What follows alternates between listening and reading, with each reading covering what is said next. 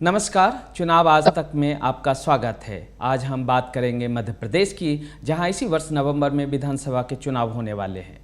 पिछले 20 सालों में 18 महीनों को अगर छोड़ दें तो मध्य प्रदेश में भारतीय जनता पार्टी की सरकार है, जिसमें से 16 वर्ष से अधिक शिवराज सिंह चौहान वहां के मुख्यमंत्री रहे हैं। पिछले चुनाव यानी कि 2018 में सत्तारूढ़ पार्टी के विरुद्ध एक नाराजगी दिखी थी लोगों में। बावजूद बीजेपी 230 में से 109 सीटें जीतने में सफल रही। हालांकि पार्टी को कांग्रेस से 5 सीटें कम मिली थी। भारतीय चुनावी राजनीति को समझने के दृष्टिकोण से मध्य प्रदेश एक अहम राज्य है। उसकी 3 वजह हैं। गुजरात के बाद मध्य प्रदेश दूसरा ऐसा राज्य है जहां बीजेपी लगातार 15 वर्षों से अधिक से शासन में रही। दूसरी, बीजेपी के पूर्व संगठन यानी कि जनसंघ और भारतीय जनसंघ का यहाँ 60 और 70 के दशक से ही अपना पैठ जमाने शुरू हुई, और जब बीजेपी 1980 में बनी तो उसका वोट प्रतिशत 30% के आसपास पहुँच गई थी। तो सवाल यहाँ बनती है कि क्या बीजेपी का ये जो गढ़ है गुजरात के बाद दूसरा, उस पर इस चुनाव यानी 2023 में कुछ नया होगा, अनोखा होगा? क्या वहाँ बीजेपी की सत्ता गुजरात की तरफ फिर से बरकरार रहती है या फिर चली जाएगी? आज की चर्चा में हमारे साथ जुड़े हैं प्रोफेसर यतेंद्र सिंह सिसोदिया जी, जो कि सामाजिक विज्ञान अनुसंधान संस्थान उज्जैन में प्रोफेसर और डायरेक्टर हैं। प्रोफेसर सिसोदिया 1993 से इस संस्थान के साथ काम कर रहे हैं। साथ ही प्रोफेसर साहब लंबे समय से लोकनीति CSDS से भी जुड़े हैं। प्रोफेसर सिसोदिया का मुख्य रूप से काम निर्वाचकीय राजनीति, लोकतंत्र, लोकतांत्रिक विकेंद्रीकरण, ग्रामीण विकास एवं जनजातीय मुद्दों पर काम करते हैं। इसी सभी में मध्य प्रदेश के विधानसभा चुनाव को लेके आज हम उनसे एक गहन चर्चा करेंगे। प्रोफेसर सिसोदिया साहब, आपका स्वागत है इस शो में। नमस्कार सर, हम शुरुआत करेंगे मध्य प्रदेश की चुनावी राजनीति का, जो कि 1991 से शुरुआत करते हैं। वहाँ से हम 2 इंटरेस्टिंग डेटा मैं आप सभी के समक्ष रखना चाहूँगा। 1951 से लेके 2018 तक तकरीबन 16 विधानसभा चुनाव हुए हैं मध्य प्रदेश में, और 1991 से लेके 1990 से पहले तक लगभग एक तरीके से कांग्रेस का साम्राज्य रहा। लेकिन 90 में वो दरार बीजेपी के शासन में आते ही हो गई। लेकिन ये जो दरार आई उसके पीछे भी एक कहानी है। ये दरार अचानक 90 में नहीं आई। हालांकि बीजेपी का निर्माण 1980 में हुआ था और उन्होंने 1980 का विधानसभा चुनाव भी मध्य प्रदेश में लड़ा था। लेकिन 1967 के चुनाव में ही कांग्रेस वहाँ कमज़ोर हुई थी। हालांकि बड़ी पार्टी थी, बावजूद इसके उनको सरकार में न्योता मिला था। लेकिन कुछ ही समय बाद वहाँ पे कई दूसरों पार्टी, खासकर भारतीय जनसंघ, प्रजा सोशलिस्ट पार्टी और सब मिलके ने संयुक्त विधायक दल के तौर पर एक नई सरकार बनी। वो सरकार ज़्यादा दिन नहीं रही, फिर से कांग्रेस की शासन आई। लेकिन 1980 के बाद वहाँ के राजनीति में एक बड़ा फेरबदल आया, और 70 और 80 के दशक से भारतीय जनसंघ और बाद में बीजेपी ने पैर जमाने शुरू हुए, और उनका वोट प्रतिशत 30% के आसपास रही। 1990 से परिदृश्य बदल गया, और 2003 से जो चीज़ है वो ये है कि बीजेपी का एक तरीके से डोमिनेंस कायम रहा है।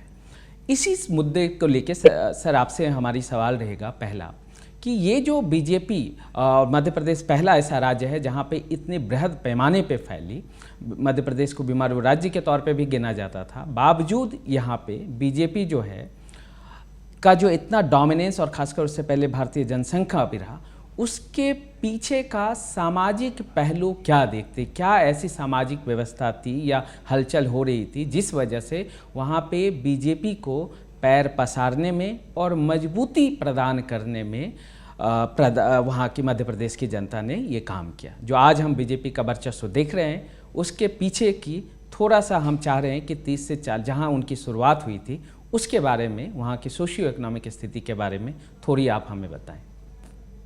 नमस्कार। असल में मध्य प्रदेश जिसकी हम आज के संदर्भ में चर्चा कर रहे हैं, उसका गठन 1 नवंबर 1956 को, और उस समय की 4 सामाजिक सांस्कृतिक क्षेत्रों को, जिनकी अलग अलग सरकारें थी, उनको मिलाकर इस राज्य का गठन किया गया, जिसमें मध्य प्रदेश, मध्य भारत, विंध्य प्रदेश और भोपाल राज्य था। और यदि हम प्रथम विधानसभा चुनाव 1957 का देखें, तो जबकि कांग्रेस का एक दलीय प्रभुत्व की स्थिति थी, उस समय भी जनसंघ ने अपनी उपस्थिति चुनावों में मध्य प्रदेश में दर्ज कर दी थी। तब लगभग 10% मतों के साथ 10 स्थानों पर वो विजयी हुए थे। और उसके ठीक बाद 1962 का जो चुनाव है उसमें उनकी जीत की संख्या जनसंख्या की बढ़कर 41 पहुंच गई। और उस समय तीन बड़े राजनीतिक दल, हिंदू महासभा, राम राज्य परिषद और भारतीय जनसंघ, इन तीनों की उपस्थिति, दक्षिणपंथी विचारधारा से सनद्ध इन तीनों विचारों का मध्य प्रदेश की राजनीति में लगभग स्थापना आरंभिक वर्षों से ही हमें दिखाई देती है। और जिसकी चर्चा आप कर रहे थे कि प्रथम गैर कांग्रेसी सरकार जिसका 1967 में पहली बार बनी थी, जिसे लोकप्रिय रूप से सवित सरकार के नाम से जाना जाता है, उसका बड़ा कारण कांग्रेस में बिखराव रहा। और उस समय की प्रजा सोशलिस्ट पार्टी और जनसंघ दोनों ने मिलकर इस सरकार के गठन में अपनी अहम भूमिका निभाई।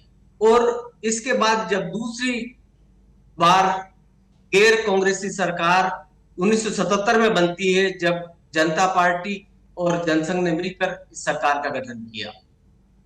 और उसके ठीक बाद 1977 में जब तीन मुख्यमंत्री बनते हैं, कैलाश जोशी, वीरेंद्र सकलेचा और सुंदरलाल पटवा, इन सब की पृष्ठभूमि यह है कि मध्य प्रदेश में दो बड़े क्षेत्र हैं, मालवा निमाड़ का क्षेत्र और चंबल का क्षेत्र। इन क्षेत्रों में जनसंघ की उपस्थिति, हिंदू महासभा की उपस्थिति स्वतंत्रता के ठीक पश्चात और कुछ राजनीतिक और विचारधारा के पक्षों को लेकर इन क्षेत्रों में पूर्व से विद्यमान रही है। और इसके कारण स्वाभाविक रूप से एक प्रतिबद्ध मतदाता इन क्षेत्रों में भारतीय जनसंघ को वोट बहुत आरंभिक वर्षों से करता चला आया। लेकिन उस बड़ी जीत को ये 1977 में जो लगभग 2 साल तक ये सरकार चली, जिसमें 3 मुख्यमंत्री रहे भारतीय जनसंघ के, उनके आने के उस 2-2.5 वर्ष के उपरांत, उसके बाद में जो सबसे बड़ी जीत, जिसको भारतीय जनता पार्टी वास्तव में अपनी मध्य प्रदेश में प्रबल स्थापना या द्विदलीय राजनीति का वास्तविक सूत्रपात जिसे हमें कहना चाहिए, वो 1990 में होता है, जब तीसरी बार गैर कांग्रेसी सरकार का भारतीय जनता पार्टी की सरकार के रूप में 1990 में आगमन होता है। और ये सरकार 1992 तक रहती है। और ये वो समय है जो मध्य प्रदेश में द्विदलीय राजनीति की सुदृढ़ स्थापना का कालखंड माना जा सकता है, जब भारतीय जनता पार्टी को किसी अन्य दल की निर्भरता के बगैर अपनी राजनीतिक जड़ें पूरे मध्य प्रदेश की जितने भी क्षेत्र हैं उसमें समान रूप से स्थापित करने का एक अवसर प्राप्त होता है।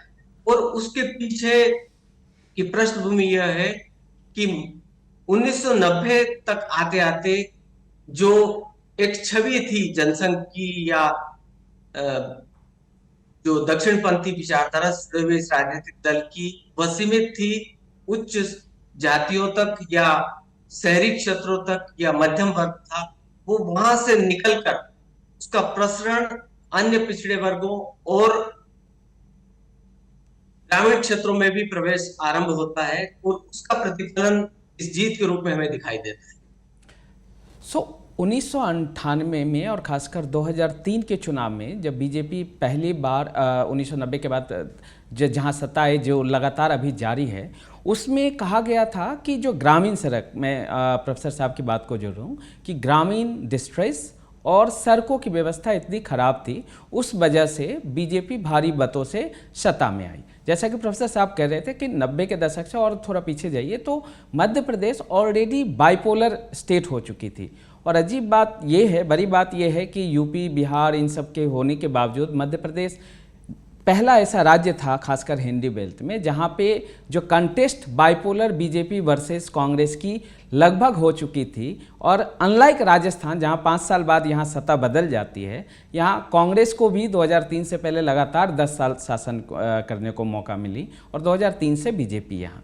एक सवाल यहाँ जो बनता है वो खासकर हम सामाजिक विश्लेषण के तौर पे हमें देखना बहुत ज़रूरी है कि ये जो वोट बेस है, सपोर्ट बेस है दक्षिणपंथी का या कांग्रेस का या बीजेपी का, उसके बीच अगर कास्ट डेमोग्राफी के तौर पे देखें तो थोड़ा सा अगर प्रोफेसर साहब उसमें आप एक्सप्लेन कर पाए कि कौन सी कास्ट का झुकाव इन दोनों पार्टियों में से किसके तरफ ज़्यादा रहा है, और क्या उसमें पिछले कुछ चुनावों से कोई बड़ा बदलाव देखने को हमें मिल रहा है? ये एक महत्वपूर्ण प्रश्न है और इसकी पृष्ठभूमि में यदि हम जाते हैं तो 1993 में जब कांग्रेस की पुनर्वापसी होती है मध्य प्रदेश की राजनीति में और लगातार 10 वर्षों तक कांग्रेस का शासन रहता है, और इन 10 वर्षों के शासन के अंत में 2003 के जब चुनाव होते हैं तो उसकी पृष्ठभूमि में जो तीन बड़े कारण जिसकी सार्वजनिक चर्चा लगातार होती रही है कि मध्य प्रदेश में बिजली, पानी और सड़क, ये तीन इतने बड़े मुद्दे बन गए थे चुनाव में कि उन्होंने अपनी एंटी इनकम्बेंसी को सर्वोत्कर्ष पर पहुंचा दिया। और उसी का परिणाम यह हुआ कि भारतीय जनता पार्टी ने विकल्प के रूप में जब अपने आप को 2003 के चुनाव में प्रस्तुत किया तो इन बड़े चुनावी कारणों को लेकर जब चुनाव में गए तो भारतीय जनता पार्टी को अभूतपूर्व सफलता मध्य प्रदेश की चुनावी राजनीति में 2003 में प्राप्त हुई। लेकिन 2003 की का वर्ष मध्य प्रदेश की राजनीति की दृष्टि से और कुछ हद तक भारतीय जनता पार्टी की राजनीति की दृष्टि से भी एक नया तरह का प्रयोग था, जब पहली बार मध्य प्रदेश की राजनीति में किसी पिछड़े वर्ग के प्रतिनिधि को मुख्यमंत्री बनाया। उमा भारती लोधी समाज से आती है, उनको मुख्यमंत्री बनाया गया। उसके कुछ समय पश्चात बाबूलाल गौर जो यादव समाज से आते हैं उनको मुख्यमंत्री बनाया, और उसके बाद जो सबसे अधिक मध्य प्रदेश में मुख्यमंत्री के रूप में रहे हैं या भी हैं, शिवराज सिंह चौहान जो किरात समाज से आते हैं उनको मुख्यमंत्री बनाया। तो मध्य प्रदेश की राजनीति में भारतीय जनता पार्टी के माध्यम से अन्य पिछड़े वर्गों की राजनीति नेतृत्व को प्रदान करने का जो प्रयोग हुआ उसका एक बड़ा जो विस्तारण है वो हमें दिखाई देता है कि भारतीय जनता पार्टी उच्च वर्ग की ब्राह्मण बनिया राजपूत की पार्टी से निकलकर उसका प्रसार अन्य पिछड़े वर्ग, अनुसूचित जाति और जनजाति तक किया। और मध्य प्रदेश में लगभग 40% के आसपास अन्य पिछड़े वर्ग के लोग, अनुसूचित जनजाति के लोग लगभग 20 से 21% के बीच में, 15 से 16% अनुसूचित जाति के लोग हैं। और यह संख्या अपने आप में बहुत बड़ी और नियामक संख्या है। और इस पृष्ठभूमि में जब 2003 के बाद के जो चुनाव आरंभ होते हैं उन चुनावों में भारतीय जनता पार्टी की राजनीति, उनके माध्यम से जो सरकार को योजनाओं के माध्यम से, कार्यक्रमों के माध्यम से, नीतियों के माध्यम से जो काम किए गए उनकी लोकप्रियता, और विशेष रूप से ये लोकप्रियता शिवराज सिंह चौहान के आगमन के पश्चात बहुत तेज गति से आगे बढ़ती है। और उसका प्रतिफलन 2008 का चुनाव, जिसमें भारतीय जनता पार्टी का एक हिस्सा टूटकर अलग हो गया, उसके बावजूद 2013 का चुनाव, ये तीनों चुनाव भारतीय जनता पार्टी लगभग सभी समुदायों, चाहे हम ग्रामीण कहें, शहरी कहें, सामान्य कहें, पिछड़ा कहें, अनुसूचित जाति कहें, जनजाति कहें, इन सभी क्षेत्रों में समान रूप से भारतीय जनता पार्टी को जीत हासिल हुई है। और जो वोट प्रतिशत है दो बड़े दलों के बीच में, कांग्रेस और भाजपा के बीच में, उनमें भी एक व्यापक अंतर है। और जब द्विदलीय चुनाव में दो प्रमुख दलों के बीच में मतों का अंतर 2% से भी अधिक होता है, तो ऐसी स्थिति में किसी एक दल जिसके के पास में 2% या उससे अधिक मत है, उसकी जीत बहुत बड़ी हो जाती है। और यही मध्य प्रदेश के चुनाव में हमें देखने को मिलता है। यानी बड़ी बात जो प्रोफेसर साहब कहना चाह रहे थे कि मध्य प्रदेश में बीजेपी ने अपने कंफर्ट जोन यानी ब्राह्मण बनिया की पार्टी से ऊपर जाके ओबीसी, खासकर सुंदरलाल पटवा से लेके अभी तक जितने भी सीएम बने हैं, मोटा मोटी उनको आगे बढ़ाया और उनके नेतृत्व में इतने लंबे शासन किया। उसके उलट कांग्रेस ने, जो कि 10 साल शासन रही 90 के दशक में, मतलब 93 से लेके 2003 तक, दिग्विजय सिंह जो कि ठाकुर हैं, उसको आगे बढ़ाया। और ये ओबीसी और लोअर बैकवर्ड और खासकर रूरल एरियाज़ में जो बीजेपी का सपोर्ट धीरे धीरे बढ़ता गया, उसका एक परिणाम है कि ये डोमिनेंस रहा। अभी हम थोड़ा सा मध्य प्रदेश के रीजन वाइज में जाएंगे। मोटा मोटी 7 रीजन है मध्य प्रदेश में: चंबल, बुंदेलखंड, विंध्या, महाकौशल, मध्य भारत, मालवा नॉर्थ और मालवा ट्राइबल निमाड़। इसमें जो इंटरेस्टिंग चीज़ें हैं, 3 जो रीजन है, खासकर मैं 2008 2013, 2018 के विधानसभा चुनाव की बात कर रहा हूँ, क्योंकि फोर्थ डिलिमिटेशन के बाद तब 3 विधानसभा चुनाव हुए हैं। तो उसमें मध्य भारत, मालवा नॉर्थ और मालवा ट्राइबल निमाड़, ये मोटा मोटी, और पीछे प्रोफेसर साहब ने भी कहा था कि ये एक बीजेपी का मजबूत गढ़ रहा है। उसके ठीक उलट चंबल और बुंदेलखंड, चंबल ग्वालियर वाला रीजन जहाँ ज्योतिरादित्य सिंधिया का विधानसभा और लोकसभा क्षेत्र भी आते हैं, बुंदेलखंड जो हमेशा से पिछड़ा रीजन माना जाता रहा है, और विंध्य वाला रीजन में यहाँ पे कमोबेश बाकी के रीजन की तुलना में बीजेपी का जो होल्ड है उतनी मजबूत नहीं है। हालांकि उन्होंने दिनों दिन अपने वोट प्रतिशत में बढ़ावा किया है, लेकिन 2018 के चुनाव में उनको सिग्निफिकेंटली सभी जगह नुकसान हुआ था, और बावजूद इसके मध्य भारत, मालवा नॉर्थ, मालवा ट्राइबल निमाड़ में और महाकौशल में 40% वोट से ऊपर तो ले आई थी, लेकिन बाकी के जो 3 चंबल, बुंदेलखंड, विंध्या थे, यहाँ पे उतने वोट नहीं ला पाई थी। इसके ठीक उलट देखें तो 2018 का चुनाव इसलिए महत्वपूर्ण है कि 15 साल बाद थोड़ी सी एंटी इनकम्बेंसी दिखी थी वहाँ पे, और कांग्रेस के लिए थोड़ा सा सपोर्ट बेस बढ़ा था। दोनों पार्टियाँ तकरीबन 41-41% वोट पे थी, और जो बड़ा चेंज हुआ था, जो बड़ा फ़ायदा मिला था खासकर कांग्रेस को, वो जो सबसे बड़ा गेन मिला था उनको चंबल के रीजन में, महाकौशल के रीजन में, मध्य भारत के रीजन में, मालवा रीजन, यहाँ पे तकरीबन 6% का वोट जंप हुआ था कांग्रेस में। उसके उलट बुंदेलखंड में कोई उल्टा नेगेटिव ही 0.6% का बदलाव आया, और जो कुल मिला के कहे तो 7 में से 6 रीजन में कांग्रेस को बढ़त मिली थी, जिसमें से 4 रीजन में तकरीबन 6% का। तो ये जो बढ़त थी, ये जो पिछले साल का जो एंटी इनकम्बेंसी वाले फैक्टर थी, और आज तकरीबन 5 साल हो गए, इस बीच इस 5 साल में क्या बदलाव आप देखते हैं? क्या वो जो एंटी इनकम्बेंसी थी वो फिर से कम हो गई, वहीं की वहीं है, या बढ़ी है? और अगर बढ़ी है तो क्या ऐसी वजह है, कौन से ऐसे मुद्दे हैं जिस वजह से बीजेपी को परेशानी हो सकती है, अगर होती है तो? मध्य प्रदेश के चुनाव जिनकी चर्चा हम पृष्ठभूमि में 2018 का चुनाव और 2023 के चुनाव की जो आगाज हो चुका है, उसको जब भी हम देखेंगे तो उसमें 2018 के चुनाव की व्यापक चर्चा बार बार। और आपने जैसा अपनी बात में कहा कि किस तरह से जब हम इन 7 क्षेत्रीय स्तरों पर दोनों राजनीतिक दलों के चुनावी प्रदर्शन को देखते हैं, तो कांग्रेस लगभग 5 में बहुत ठीक कर रही है, 2 में अपेक्षाकृत ठीक नहीं किया है, और उसी का परिणाम था कि 114 सीट जीती और 5 निर्दलीय अन्य के साथ मिलकर वो सरकार बनाने में सफल रही।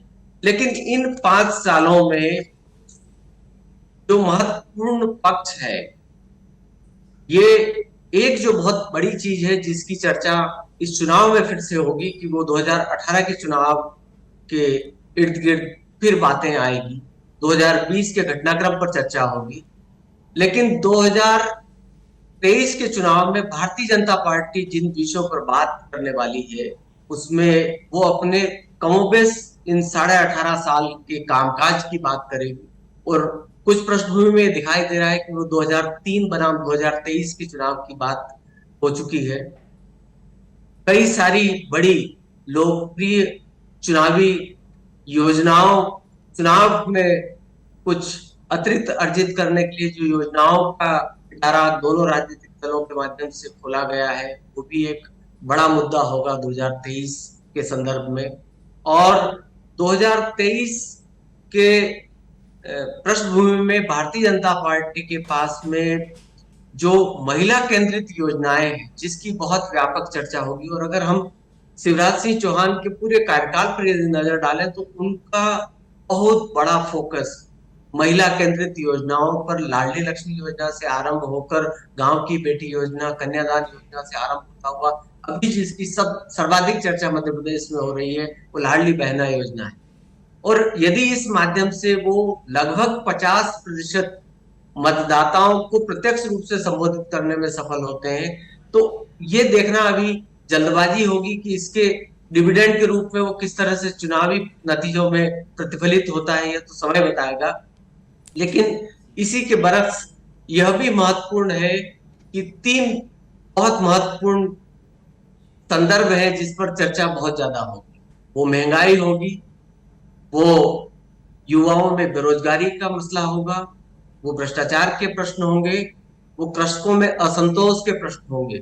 मुझे लगता है ये कुछ ऐसे प्रश्न हैं जिनके इर्द गिर्द कांग्रेस अपनी पूरी रणनीति को बनाएगी, जिस रणनीति को उन्होंने 2018 में बनाया था।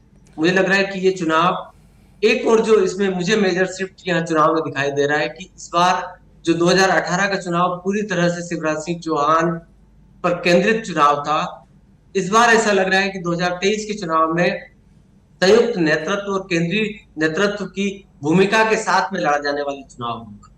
यह चुनाव एक प्रतिस्पर्धी चुनाव होगा। इस चुनाव में दोनों राजनीतिक दलों के पास में, एक के पास में बताने के लिए उपलब्धियां होंगी, दूसरे के पास में बताने के लिए कमियां और खामियां होगी। इस तरह का चुनाव ये 2023 की पृष्ठभूमि में होगा। आखिर में दो छोटे सवाल मैं आपसे जानना चाहूँगा, उस पर आपका विचार। पहली बात ये कि 2018 में कांग्रेस ने ऑफ कोर्स बीजेपी को मात दी थी सीटों के मामले में, 5 सीट आगे थी, लेकिन कुछ ही महीने बाद जब लोकसभा के चुनाव हुए तो कांग्रेस धराशायी हो गई, फिर से वो पुराने वोट शेयर 32%, 33% पे चली गई। तो ये जो लोकसभा वर्सेस विधानसभा या विधानसभा वर्सेस लोकसभा का जो ट्रेंड है, इसके बारे में अगर थोड़ा सा संक्षेप में बताएं। दूसरा चीज़ ये इससे जुड़ी हुई है, इन दोनों पार्टियों के लिए, दोनों खासकर कांग्रेस और बीजेपी, एक सत्ता में एक विपक्ष में, जो बड़ी चुनौतियां क्या होगी इस 2018 के चुनाव को लेके? लोकसभा चुनाव के नतीजों का जहां तक सवाल है, मध्य प्रदेश में अलग तरह का ट्रेंड रहा है। वो कभी भी समान रूप से ठीक पहले होने वाले विधानसभा चुनाव की तरह लगभग नहीं रहा। यह हम 1998, 99, 2004, 2009, 2014, 2019 में लगातार देख रहे हैं। तो इसकी वजह क्या और है? उसका यह देखने में आया है कि सामान्य तौर पर जो मतदाता है वो बहुत जागरूक होकर उस संभावित सरकार की पक्ष में मतदान किया है। यहाँ भारतीय जनता पार्टी की सरकार के होते हुए काफी बड़ी संख्या में कांग्रेस के कैंडिडेट 2009 में जीते हैं, जबकि 2009 में यहाँ भारतीय जनता पार्टी की सरकार थी। और यही चीजें हमें देखने को मिलती है कि 2014 और 19 में तो खैर लगभग कांग्रेस को 2 सीट और 1 सीट पर सिमटना पड़ा है। तो यहाँ जो चुनाव में मतदाताओं के द्वारा किए जाने वाले मतदान का व्यवहार है, वो लोकसभा और विधानसभा में स्पष्ट रूप से पृथक पृथक रहा है। और मुझे लगता है इस चुनाव में 2-3 चीजें बहुत महत्वपूर्ण होने वाली है। Anti incumbency against the sitting MLAs and ministers, क्योंकि ये 2018 के चुनाव में हम देख चुके हैं कि किस तरह से कांग्रेस और बीजेपी दोनों के सिटिंग एमएलए चुनाव हारे हैं। यही कमोबेश बड़ा कारण इस बार भी हो सकता है, यदि उस एंटी इनकम्बेंसी को उस तरह से गेज नहीं किया गया तो ये एक संभावना यहाँ पर दिखाई देती है। यानी कि जो चुनाव अगले 2 महीने में होने वाले हैं, विधानसभा के चुनाव, उसके परिणाम को ठीक 2018 की तरह या और भी पीछे चले जाए तो उसको लोकसभा के चुनाव से ना जोड़ा जाए, ये एक वार्निंग प्रोफेसर साहब कह रहे हैं।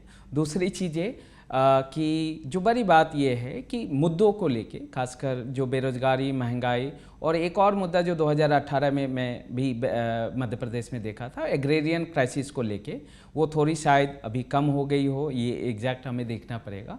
लेकिन 2 मुद्दे कॉमन हैं। भ्रष्टाचार का मुद्दा तो कई राज्यों में होता है, लेकिन इन सभी का कितना इम्पैक्ट पड़ता है, और खासकर विधानसभा की चुनावी बैटल में, वो हमें देखना पड़ेगा। दोनों पार्टियां जीत हार से इर्द गिर्द जो सोशल बेस है, ये चीज़ याद रखिएगा। 2018 में 41% है, सीट भले 5 सीटों का डिफरेंस है। अब वहाँ से, जैसा कि प्रोफेसर साहब भी कह रहे हैं और कोई भी आंकड़ा की बात है, कि अगर सिर्फ वहाँ से 2% का भी स्विंग होता है तो किसी भी पार्टी के पक्ष में, बोथ मतलब कांग्रेस और बीजेपी के पक्ष में अपने आप सिंपल मेजॉरिटी जो कि 116 सीटों का वहाँ पे बनती है वो हमें देखने को मिलेगा। बहरहाल हम इस चर्चा को यहीं रोकेंगे। प्रोफेसर साहब आपका बहुत बहुत धन्यवाद, और हम वेट करेंगे दिसंबर मिड का जब मध्य प्रदेश के चुनाव परिणाम आएंगे। तब तक के लिए धन्यवाद। धन्यवाद।